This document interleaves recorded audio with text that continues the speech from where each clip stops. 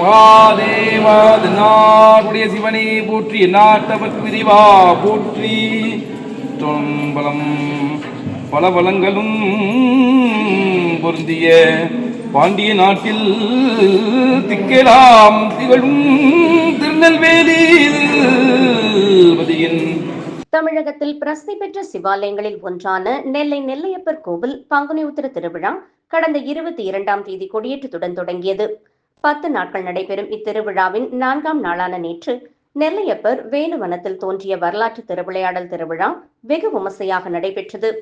முன்னொரு காலத்தில் பாண்டிய மன்னர் அரண்மனைக்கு ராமக்கோன் என்ற நபர் பால் கொண்டு செல்லும் போது குறிப்பிட்ட இடத்தில் மூங்கில் முகடு தட்டி தொடர்ந்து பால் சிந்தி வந்துள்ளது. அரண்மனைக்கு பால் குறைவாக வருவதை சுட்டிக்காட்டி மன்னர் கேள்வி எழுப்பிய நிலையில் ராமக்கோன் சம்பவம் குறித்து விளக்கம் அளித்தார். இதனைத் தொடர்ந்து மூங்கில் முகட்டை வெட்டி அகற்றிட மன்னன் உத்தரவிட்டார்.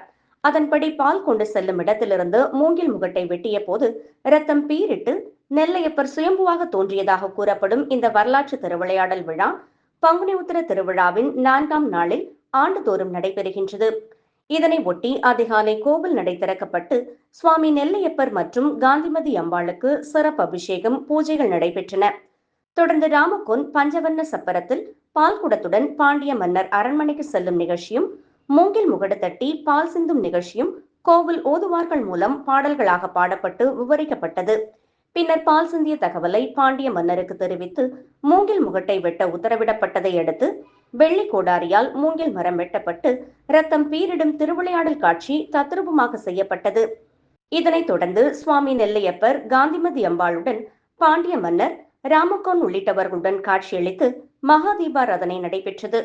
இதில் திரளான பக்தர்கள் கலந்து கொண்டு சுவாமி தரிசனம் செய்தனர்.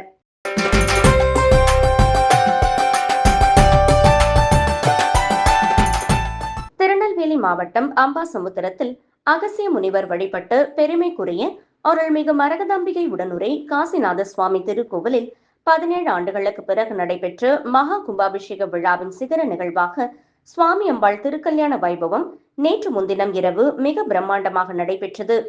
நேற்று முன்தினம் காலை கோலாகலமாக நடைபெற்ற மகா கும்பாபிஷேகத்தை தொடர்ந்து அன்றிரவு சுவாமி மற்றும் அம்பாளுக்கு சிறப்பு அபிஷேகங்கள் நடைபெற்றன. பின்னர் பட்டு வஸ்திரங்கள் மற்றும் வைர வைடூரிய ஆபரணங்கள் அணிவிக்கப்பட்டு அருள்மிகு காசிநாத சுவாமியும் அன்னை மரகதாம்பிகையும் மனக்கோலத்தில் பக்தர்களுக்கு காட்சியளித்தனர். வண்ண மலர்களாலும் வண்ண மின் விளக்குகளாலும் ஜொலித்து பிரத்யேக மனமேடையில் எழுந்தருளிய சுவாமி அம்பாளுக்கு 200க்கும் மேற்பட்ட சிவாச்சாரியார்கள் வேத மந்திரங்கள் முழங்க திருக்கல்யாண சடங்குகளை முன்னின்று நடத்தினர்.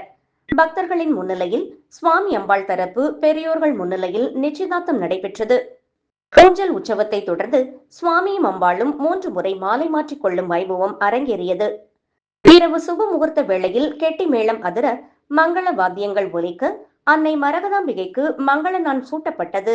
அப்போது அங்கு திரண்டிருந்த பல்லாயிரக்கணக்கான பக்தர்கள் சிவசிவ என பக்தி கோஷமிட்டு மலர்களை தூவி வழிபட்டனர்.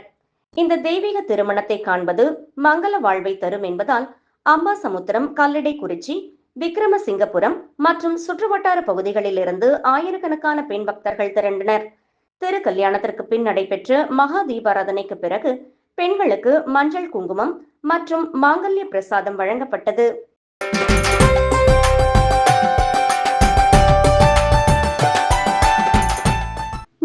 வைணவ திவ்ய தேசங்களில் நெல்லை மாவட்டம் திருக்குறுங்குடி அழகிய நம்பிராயர் கோவிலும் ஒன்றாகும். இக்கோவிலில் 114 ஆண்டுகளுக்கு பிறகு மகா கும்பாபிஷேக விழா நேற்று நடந்தது. சுவாமி அழகிய நம்பிராயர் இக்கோவிலில் நின்று நம்பி, வீற்றிருந்து நம்பி, பள்ளிக்கொண்டு நம்பி என 3 நிலைகளில் எழுந்தருளி பக்தர்களுக்கு அருள் பாலித்து வருகிறார். இதனால் 3 நபிகளும் கருட வாகனத்தில் தனித்தனியே எழுந்தருளி வீதி உலா வந்தார்கள். விழாவில் திருக்குறுங்குடி ராமானுஜ ஜியர் சுவாமிகள், திருப்பதி சின்ன ஜியர் சுவாமிகள் உட்பட பல்லாயிரக்கணக்கான பக்த கோடி பொதுமக்கள் கலந்து கொண்டு தரிசனம் செய்தனர். விழாவில் மத்தாப்பு வான வேடிக்கை முழங்க வெகு விமர்சையாக நடைபெற்றது.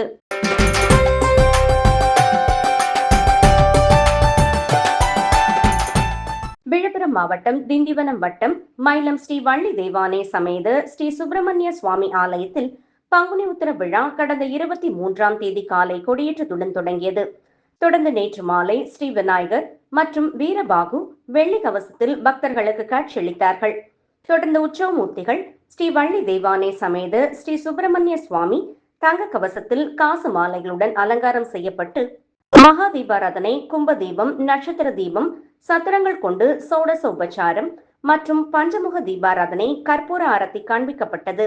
தொடர்ந்து கோவில் உட்பிரகாரம் வலம் வந்து வெள்ளிபூத வாகனத்தில் பக்தர்களுக்கு காட்சியளித்தனர். தொடர்ந்து வெள்ளிபூத வாகனத்தில் மலையை வலம் வரும் நிகழ்வு நடைபெற்றது. இதில் திரளான பக்தர்கள் கலந்து கொண்டனர். மேலும் பங்குனி உத்திர விழாவின் முக்கிய நிகழ்வான தேர் திருவிழா வருகிற 31ஆம் தேதி காலை 5:45 மணியளவில் நடைபெற உள்ளது.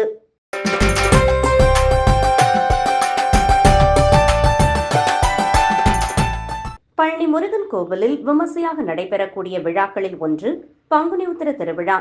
பங்குனி உத்திர திருவிழா இன்று திரு ஆவினங்குடி முருகன் கோவிலில் கொடியேற்றத்துடன் துவங்கியது. முன்னதாக கோவில் வளாகத்தில் உள்ள கொடிமரத்திற்கு சிறப்பு பூஜைகள் செய்யப்பட்டன. அதனைத் தொடர்ந்து மஞ்சள் நிறத்தில் சேவல், மயில், வேல் பொறிக்கப்பட்ட கொடி ஏற்றப்பட்டது. பங்குனி உத்திர திருவிழாவின் முக்கிய நிகழ்ச்சியான முருகன் வள்ளி தெய்வானை திருக்கல்யாணம் 31ஆம் தேதி நடைபெற உள்ளது. அதனைத் தொடர்ந்து பங்குனி உத்திர திருவிழா தேரோட்டம் நிகழ்ச்சி 1ஆம் தேதியும் நடைபெற உள்ளது. பங்குனி உத்திர திருவிழாவில் கலந்து கொள்வதற்காக தமிழகம் முழுவதிலும் இருந்து பக்தர்கள் பழனிக்கு வந்த வண்ணம் உள்ளனர். பங்குனி உத்திரம் திருவிழாவில் கலந்து கொண்ட பக்தர்கள் ஈரோடு மாவட்டம் கொடுமுடிக்கு சென்று காவிரி ஆற்றிலிருந்து தீர்த்தம் எடுத்து வந்து முருகனுக்கு அபிஷேகம் செய்து நேர்த்திக்கடன் செலுத்தி வருகின்றனர்.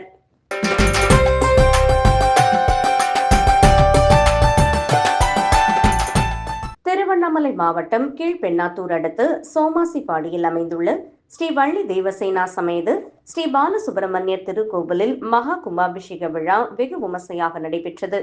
இந்த விழாவை முன்னிட்டு நேற்று அதிகாலை முதலே சிறப்பு யாகங்கள், வேதமந்திர ஓதல்கள் மற்றும் அபிஷேக ஆராதனைகள் நடைபெற்றன. இதனைத் தொடர்ந்து மங்கள இசையுடன் மேளதாளம் முழங்க கலச புறப்பாடு நடைபெற்றது. திருக்கோவிலில் உள்ள விமான கோபுரங்கள் மற்றும் மூலவர் கோபுரங்களில் அமைக்கப்பட்டுள்ள கோபுர கலசங்களுக்கு புனித நீர் ஊற்றி கும்பாபிஷேகம் வெகு விமர்சையாக நடைபெற்றது. பின்னர் ஆயிரக்கணக்கான பக்தர்கள் மீது புனித நீர் தெளிக்கப்பட்டது. அப்போது பக்தர்கள் வெற்றிவேல் முருகனுக்கு அரோகரா, வீரவேல் முருகனுக்கு அரோகரா என பக்தி கோஷங்கள் எழுப்பி வணங்கினர். இதில் சுற்றுவட்டார பகுதிகளில் இருந்து திரளான பக்தர்கள் கலந்து கொண்டு பக்தி பரவசத்துடன் சுவாமி தரிசனம் செய்தனர். விழாவை முன்னிட்டு கோவில் வளாகம் முழுவதும் பூக்களால் அலங்கரிக்கப்பட்டு காட்சியளித்தது. கோவில் நிர்வாகத்தின் சார்பில் பக்தர்களுக்கு தேவையான அனைத்து வசதிகளும் ஏற்பாடு செய்யப்பட்டிருந்தன. பாதுகாப்பு பணிகளில் காவல்துறையினர் ஈடுபட்டிருந்தனர். மகா கும்பாபிஷேக விழாவை முன்னிட்டு பக்தர்களுக்கு அன்னதானமும் வழங்கப்பட்டது. விழா ஏற்பாடுகளை கோவில் நிர்வாகத்தினர் மற்றும் ஊர் பொதுமக்கள், இளைஞர்கள் செய்திருந்தனர்.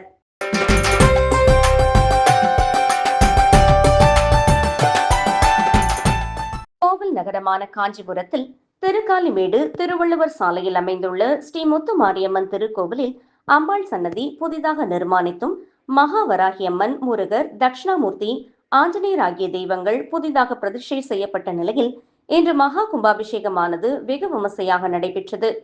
கும்பாபிஷேகத்தை ஒட்டி கோவில் வளாகத்தில் யாகசாலை அமைக்கப்பட்டு கணபதி ஹோமம், நவகிரக ஹோமம், கோபூஜை உள்ளிட்ட பல்வேறு பூஜைகளும் மகா பூர்ணாகதி முடிவுற்று பின் பல்வேறு நதிகளிலிருந்து கொண்டுவரப்பட்ட புனித நீர் அடங்கிய கலசங்கள் புறப்பாடாகி மங்கள வாத்தியங்கள் இசைக்க விமானத்திற்கு கொண்டு செல்லப்பட்டு கலசத்தின் மீது புனித நீர் ஊற்றியும் தீபாராதனைகள் காட்டப்பட்டும் கும்பாபிஷேகமானது சிறப்பாக நடந்தேறியது. கும்பாபிஷேக விழாவில் திருக்காலிமேடு மற்றும் அதனை சுற்றியுள்ள பகுதிகளைச் சேர்ந்த ஏராளமான பொதுமக்கள் கலந்து கொண்டு சுவாமி தரிசனம் செய்து அம்பாளை வழிபட்டு சென்றனர். மேலும் வந்திருந்த அனைவருக்கும் அன்னதானமும் அம்பாளின் அருட்பிரசாதங்களும் வழங்கப்பட்டது.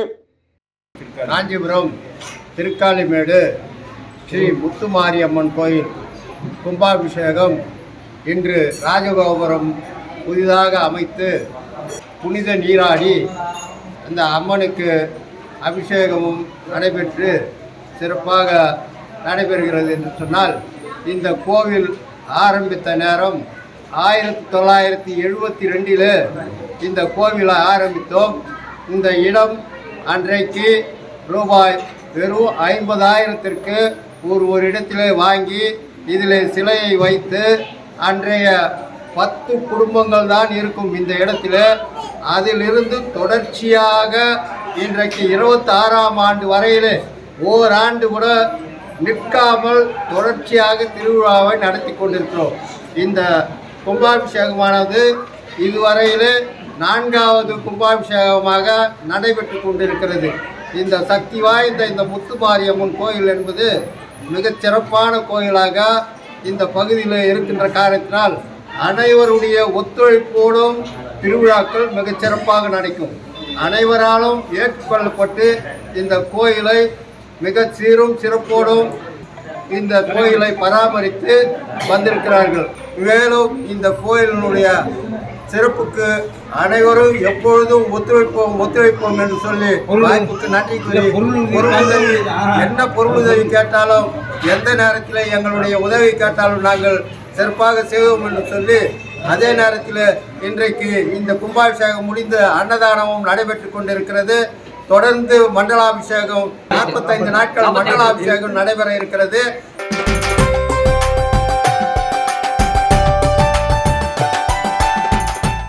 மயிலாடுதுறை மாவட்டம் மயிலாடுதுறையில் 108 வைணவ திவ்ய தேசங்களில் 22வதும் காவிரி கரையில் அமைந்துள்ள பஞ்ச அரங்க ஆலயங்களுள் 5வதும் சந்திரன் சாப விமோச்சனம் பெற்றதுமான பரிமள ரங்கநாதர் ஆலயம் அமைந்துள்ளது.